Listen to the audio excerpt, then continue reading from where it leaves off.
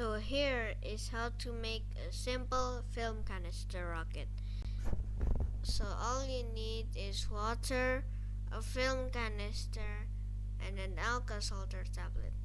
So the first thing you do is fill half of the film canister with water.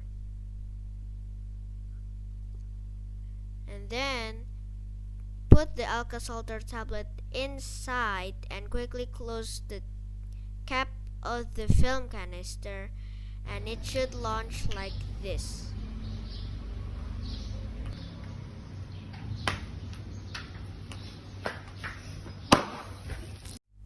How it works is when an Alka-Seltzer is a solid, and when it's put into water, it dissolves to gas, and the bubbles that you see are carbon dioxide bubbles.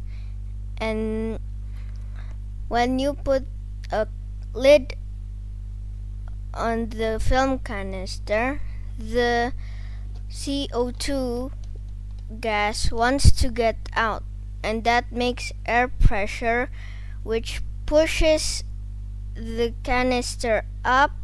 And according to Newton's third law, for every reaction there's an equal and opposite reaction.